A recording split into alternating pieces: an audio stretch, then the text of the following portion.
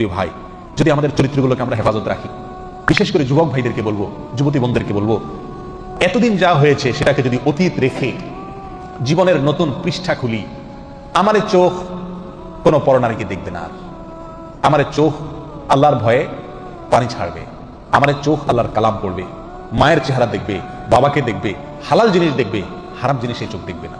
এই প্রতিজ্ঞা যদি আমরা কোনো যুবক করতে পারি, কেমন যেন আমি জাহান্নামের পথ থেকে লাভ দিয়ে জান্নাতের পথে চলে আসলাম, কেমন যেন আমি জাহান্নামে পড়তে যাচ্ছি সেখান থেকে ঝাঁপ দিয়ে জান্নাতের দিকে ঝুঁকে গেলাম। আল্লাহ আমাদেরকে সবাইকে তওবা নাসুহা করার তৌফিক দান করুন। প্রিয় ভাই, এই চোখের গুনাহ, এই চোখ দিয়ে যে হারাম জিনিস আমরা দেখি, এটা কত জঘন্য, এটা কত জঘন্য। এই অপরাধ, এর রেশ, এর প্রভাব, এর অ্যাকশন, এটা বহু সময় পর্যন্ত থাকে, অনেক সময় বছরকে বছর থাকে, চাইলেও এটার অ্যাকশন থেকে মানুষ বাঁচতে পারে না।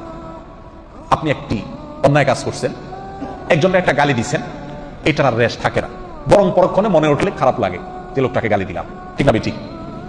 আপনি একজনের প্রতি অবিচার করছেন, সাময়িক অবিচার করছেন, অন্যায় করছেন, শেষ হয়ে গেছে, শেষ।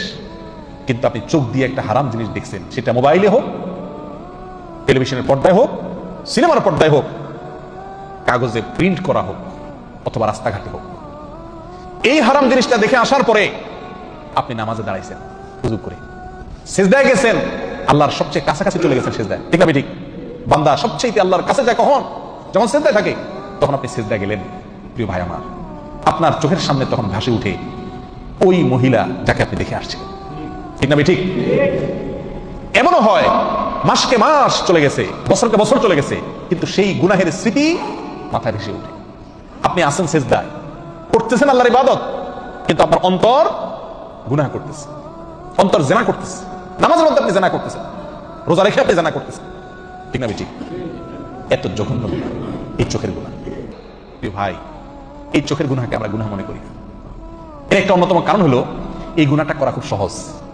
চুরি, কি বলেন, চাইলেও তো করা যায় নাকি? সবাই করতে পারে চুরি, ডাকাতি, খুন খারাপি, মদ খাওয়া, মানুষের সাথে অবিচার করা, অন্যের হক মারা, এগুলো চাইলেও তো মানুষ কি করতে পারে না। আবার অনেক অন্যায় আছে যেগুলো সামাজিক চাপের কারণে মানুষ করতে পারে না, কিন্তু এই চোখ দিয়ে যে হারাম জিনিস দেখা, এটা আজকে এমন সহজ হয়ে গেছে যে কি নামাজি কি বেনামাজি, কি দাড়িয়ালা কি বিদাড়িয়ালা, কি ভালো মানুষ কি মন্দ মানুষ, মোবাইল হাতে আছে, ইন্টারনেটের কানেকশন আছে, যা খুশি তা দেখতে পারে, রিমোট হাতে আছে, যা খুশি তা দেখতে পারে, ঠিক না ঠিক?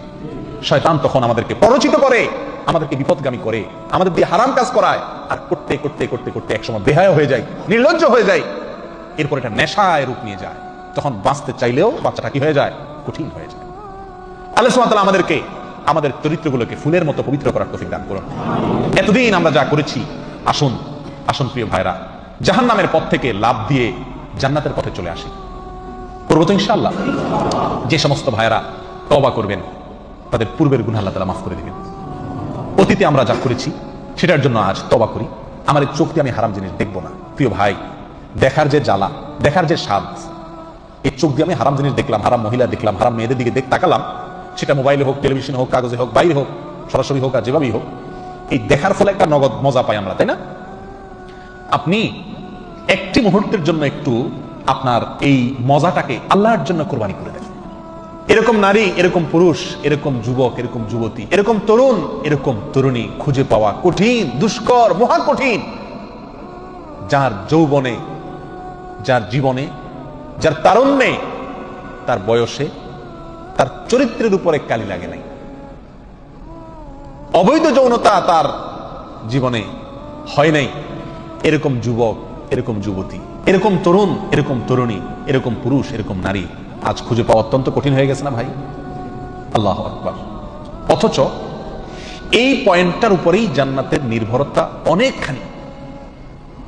শয়তান আমাদেরকে লুজার করার জন্য, শয়তান আমাদেরকে ক্ষতিগ্রস্ত করার জন্য যে পয়েন্টে আঘাত করলে আমরা সবচেয়ে বেশি ক্ষতি হব, ওই পয়েন্টটাতেই শয়তান আমাদেরকে সবচেয়ে বেশি আঘাত করবে, এটাই স্বাভাবিক। এই জন্য শয়তান আমাদেরকে এই জেনার যে রাস্তা, চরিত্র নষ্ট হওয়ার যে রাস্তা, এই রাস্তাটা শয়তান আমাদের জন্য কি করে দেয়? সুগম, সহজ করে দেয়, ঠিক না ঠিক? প্রিয় ভাইরা, নবী সাল্লাল্লাহু আলাইহি সাল্লামের আরেকটা হাদিস এই প্রসঙ্গে উল্লেখ করার মতো।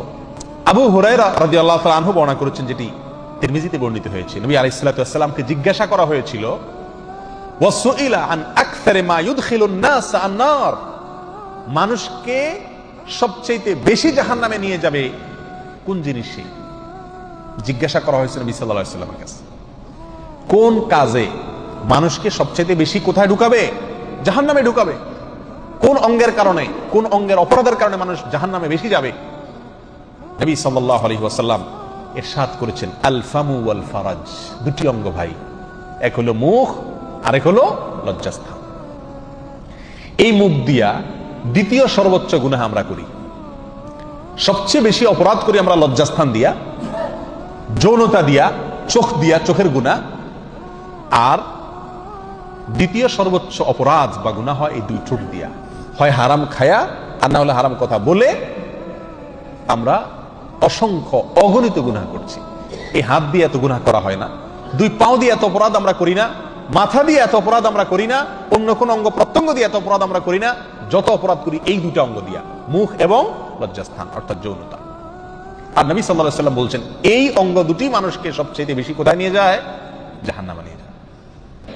3 যুবক একবার একটি গর্তে বিপদে আটকা পড়ে গিয়েছিল, তাদের গর্তের মুখ পাথরে বন্ধ হয়ে গেছিল। আপনারা শুনছেন না ঘটনা? 3 যুবকের 3 জনে এক একজন আল্লাহর কাছে এক একটা আমলের উসিলা ধরে দোয়া করছে। তার মধ্যে এক যুবক ছিল, যে যুবক আল্লাহর কাছে দোয়া করছে এই কথা বলে, আল্লাহ, একবার আমার এক নিকটাত্মীয়া বোন সুন্দরী ছিল, অভাবে পড়েছে, তার কোনো উপায় ছিল না টাকা ছাড়া, আমি তাকে তার অভাব দূর করার জন্য প্রস্তাব দিলাম তার সাথে জেনার। তখন সে বাধ্য হয়ে, যেহেতু তার কোনো উপায় নাই, সে বেচারি রাজি হয়ে গেছে।